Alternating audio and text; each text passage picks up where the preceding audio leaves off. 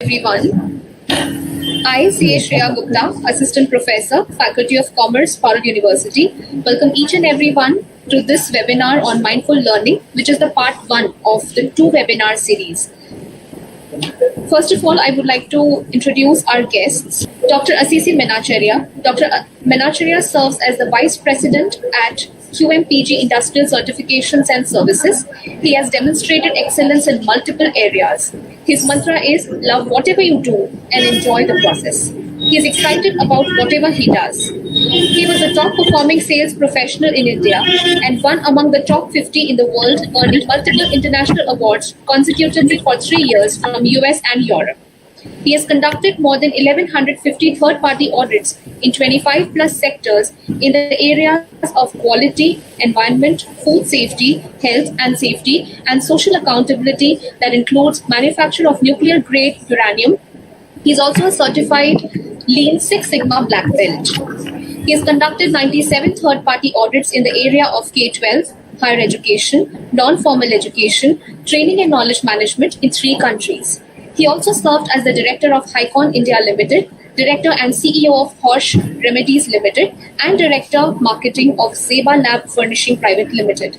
He has consulted and conducted trainings in more than 350 organizations during the past 18 years. He is an alumnus of IIM Ahmedabad for the full-time FDPM program, BSMED, Bharatiyar University and University of Madras.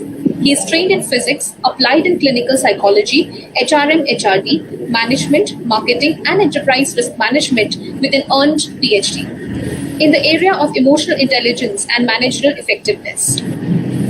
He is an astute practitioner of Sahaj Mark, a method of Raj Yoga or mindfulness practice for past 30 years. He is the author of 9 books and one is translated to European languages, 9 European languages. He has worked as an associate professor, and dean at multiple management schools. His latest 2 books, the core focus is in the area of mindfulness. He has conducted a meta-analysis of wisdom literatures of Oriental, Eastern, and Western literatures using thematic analysis and working on his 10th book on mindfulness named as Essence of Excellence. He has traveled to US, Europe, Canada, Middle East, and Far East to attend and present papers in international conferences. He has published 28 articles in peer-reviewed journals of repute. On behalf of Faculty of Commerce, Parul University, I welcome you, sir. Now I'd like to introduce our next speaker, Dr. Giselle George. She is the wife of Dr. Menacharya, completed her graduation in education and mathematics and post-graduation in mathematics and business administration.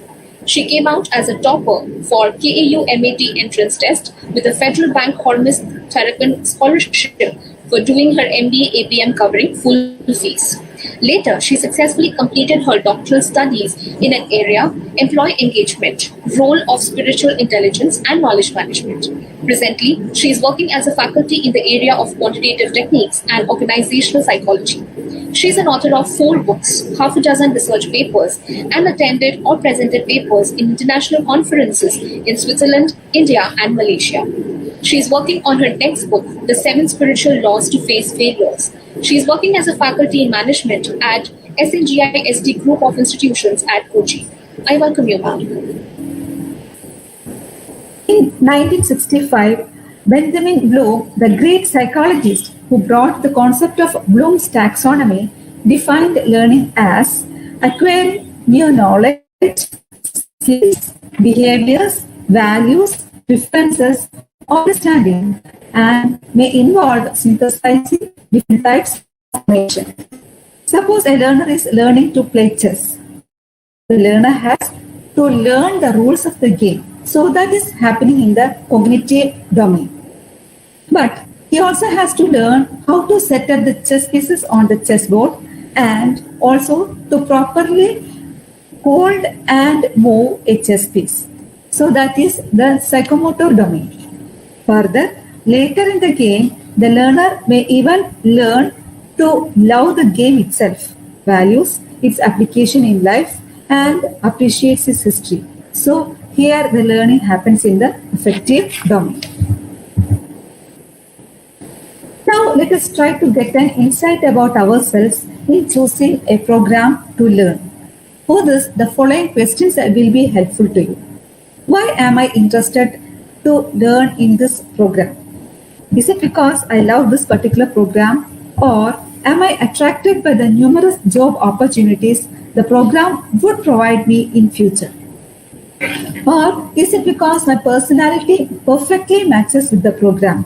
Or whether my parents had a wish for me to go for this program, or whether they compelled me to do so? Or is it because of the social acceptance that I may get if I undergo a particular program? Or because of the risk-free jobs offered by the program? So the answers to these questions will give you a feedback about why you prefer to learn a particular course or a program. Now let's look into the common objectives from the perspective of a student. According to a survey conducted, it has been revealed that the major objectives of learning are to get good marks in the exams at the end of the course of the program, or getting a certification or degree, to get a job so that he can earn a livelihood and support his family, reaching the expected level of performance at his workplace, and also to contribute to the nation building. So these are the tendency of satisfying the biological needs, which is known as the opportunistic functioning, as noted by the famous American psychologist Willard Alport.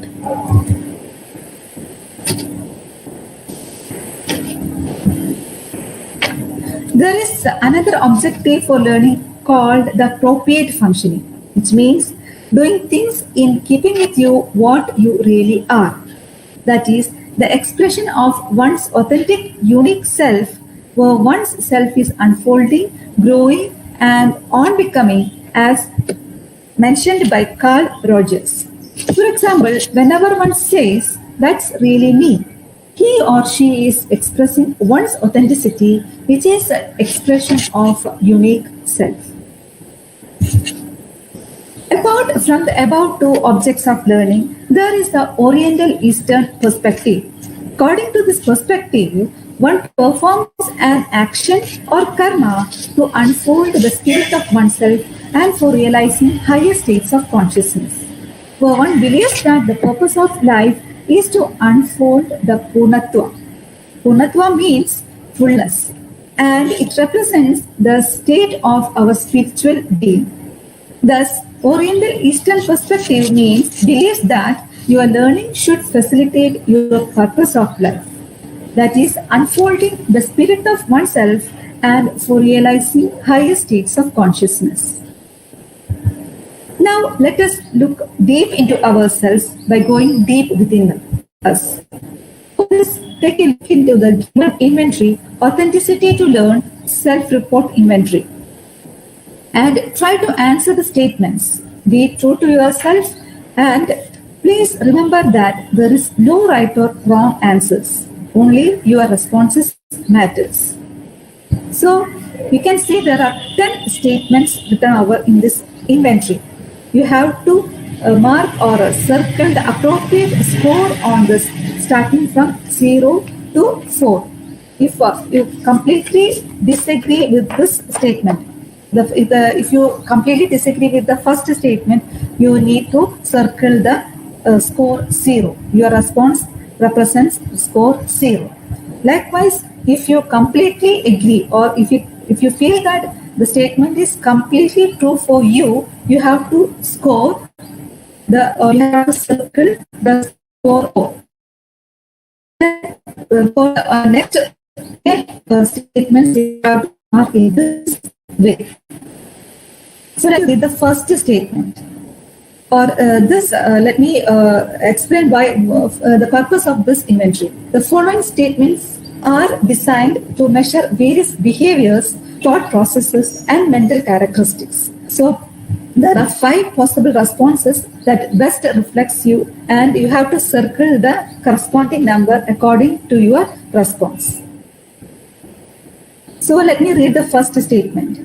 The program I study matches my personality style.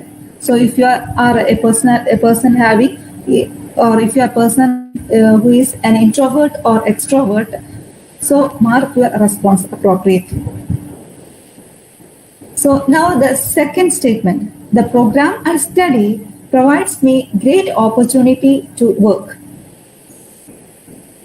The third statement is, I am in love and excited to learn the program that is chosen to study. Fourth one, I have chosen the program because my parents suggested to learn it. The program I study provides me great acceptance in the society. The program offers me a risk-free or occupational risk-free job after its completion. Although my parents suggested, I too love the program I have chosen to study. The program I study provides me a high-paying job on successful completion. I love to do the same program and I love the risks and challenges at work. And finally, I have a high level of competence and grip of subjects that I have chosen to learn. Here, you have to notice one thing. The question numbers or the statement numbers 2, 4, 8 and 10 have to be scored in the reverse order. That means if you have circled the score 4, it means you have to take the score as 0.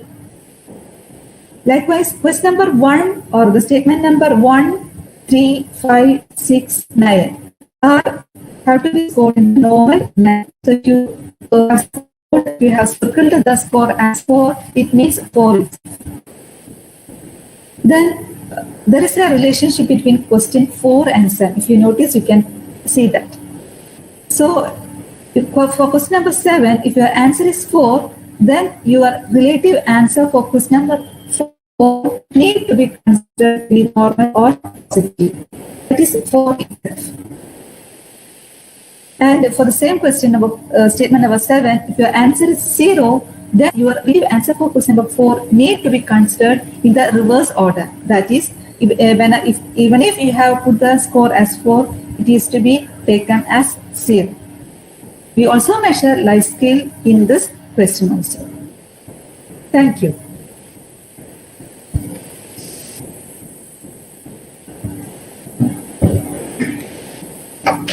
Well, hope everyone can hear me. Am I audible? Yes, thank you. Okay, now Dr. Giselle, she has given you a skill building session on how to know thyself, about your own interest, opportunity to learn, perhaps at the transactional level. Well, this inventory do have 10 questions. The maximum score of one question is 4 and the minimum is 0. It means if you have 10 questions, you add it together, and if you get 40 marks, considering the whole reverse scoring as well as normal scoring, if you get 40 means your authenticity to learn is very high, and if you are towards 0, your authenticity to learn is very low. It means you are externally oriented, you're taking a decision to learn a course or a program is based on somebody else's opinion, society's opinion, parents' opinion, etc., etc. Well, it's okay, maybe till when you get a job, then you marry a girl or a boy, then you get social acceptance, that's all okay, fine. But what happens after 40 or 45 years? We need to realize the fact that maybe we have to spend more than 1/3 of our time of the whole life at our workplace. So we should learn something that we do like. So please keep that in mind. And I thank Dr. Ajay Trivedi, who is my friend as well as colleague, that we did together a program at IIM Ahmedabad around 9 years back. So I thank you I thank him for giving an opportunity to serve all of you, and I thank Parul University also for giving an opportunity to serve.